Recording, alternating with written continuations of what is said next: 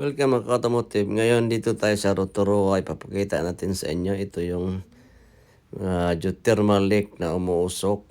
So dito yan matatagpuan dito sa parang park po siya. So ipapakita natin sa inyo.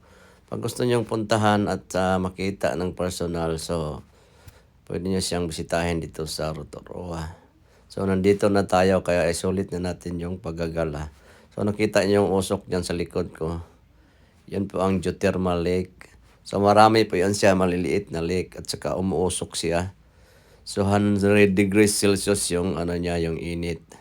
At saka kumukulo yung tubig at saka yung may mga putik na siya na natuyo at saka nag-uusok siya. So kitang-kita yun yan mga ka-automotive.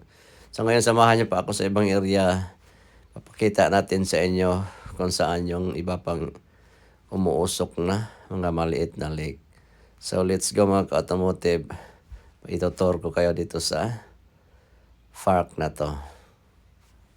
Yan, kita nyo yan. Kita nyo yan, may usok din sa kabila.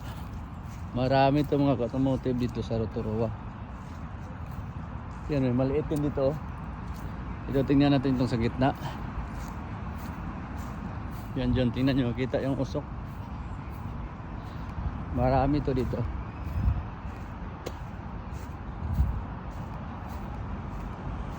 Okay. Ito tinakpan na siya, ba't umuusok pa rin siya? Kaya nilagyan siya ng harang. Kita niya yan. Umuusok siya. So nawala yung tubig dyan siya. Kaya nilagyan siya ng harang for safety. Doon yung malakas yung usok. Yan, titingnan natin dito sa kabila. So habang dito tayo sa Rotorua, anuhin na natin. Sulit na natin yung paggagala dito sa mga muusok na to.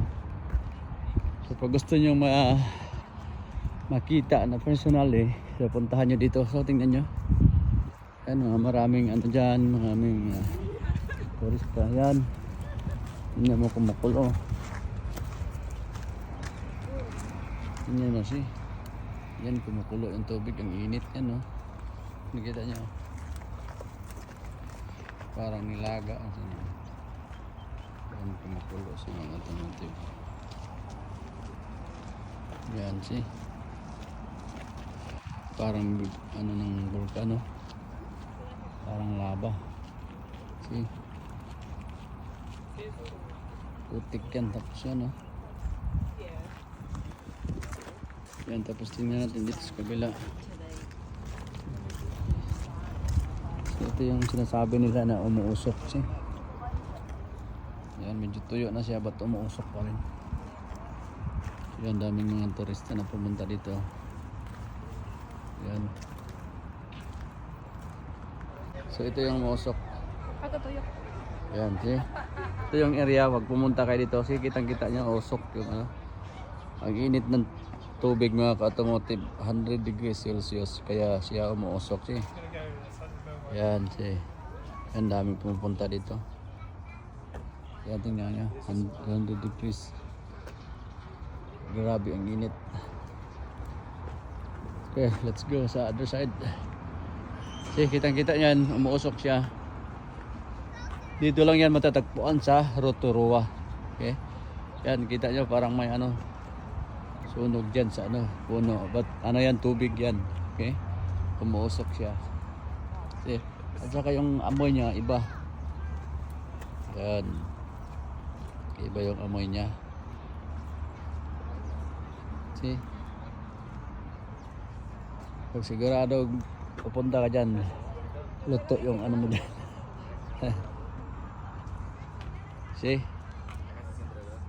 Dito lang yan makikita. Yan.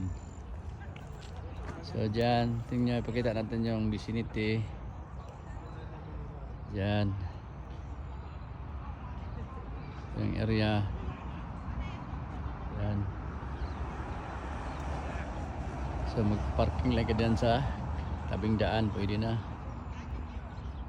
So dito lang yung matatagpuan sa Rotorua, ang lake na umuusok. Yan.